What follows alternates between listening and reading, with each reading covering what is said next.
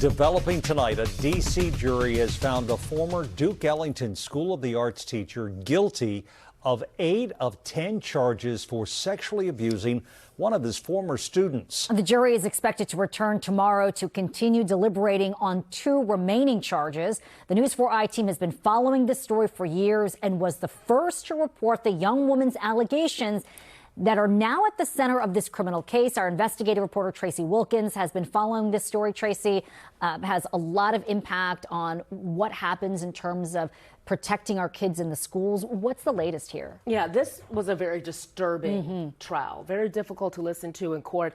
And this jury is going to have some tough decisions to make here on those final 2 charges that they're still trying to figure out. Mark Williams was once a revered department chair at the DC Arts School, which is known for coaching some of the best and brightest young artists to come out of the district. But today, a jury found him guilty on 8 of 10 charges so far, agreeing with U.S. prosecutors that he used his position to develop a sexual relationship with one of his former students in 2014. At the time, that student was 17 years old. He was 47. The I-Team first reported on this story in early 2022 when we interviewed 2 former Duke Ellington students who say they were sexually abused by Williams, who was their writing teacher, one in 2004 and the other a decade later. When we first reported on those accusations, Williams did not respond to the I-Team's multiple requests for comment. It's that second student's allegations that are now the subject of his criminal trial. That former student, who we're not identifying, testifying, telling jurors Williams encouraged her to join his writing department and said she needed one-on-one coaching to catch up. She testified that soon after he asked her to critique sexually explicit essays he had written and eventually began a sexual relationship with her during their independent study classes at the school. She said that relationship culminated in having sex in a car off campus during school hours and that the relationship continued into her first year of college. Williams, however, testified he didn't have sex with her until she was 18 and had already entered college. The 8 guilty charges focused on sex acts, but the jury has not yet decided on whether he engaged in intercourse. That is included in the final 2 charges that the jury continues to deliberate on. Much of the evidence presented in this case centered around emails that Williams and the student exchanged in 2014. Williams said the sexual content in those exchanges were a writing exercise, but prosecutors argued they served as a timestamp of the various acts of sexual abuse.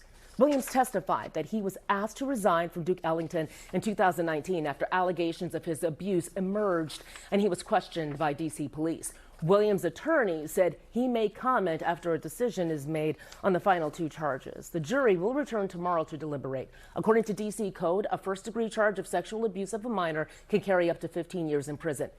First-degree sexual abuse of a secondary education student, up to 10 years. We also reached out to Duke Ellington today for any comment, but have not heard back. But I got to tell you, and as moms, I mean, being in court and listening to this, so many questions about how this was allowed to happen, how this teacher was allowed to interact with the student in a locked studio in the basement of the school and do all of the rest of this. But I got to tell you, what I got out of this was that parents really need to have that conversation with their kids, that even trusted adults in the school talk to them about predatory behavior, what that looks like. There is no reason for a man to be in a locked studio alone with a student in a basement of a theater. And unfortunately, it's often a trusted adult who grooms a victim. So it's a terrible situation. And this grooming happened very quickly. February, the email started, and then by March, you know, this behavior. So just a lot to take away from all of this. We've reached out to Ellington because we're really interested in what they've done to make sure something like this doesn't happen again. Good. And so hopefully we'll hear back. And again, we are hoping to also hear from his attorney on this. All right, Tracy, thanks for being out in front on this story for us and staying with it. We'll be right back.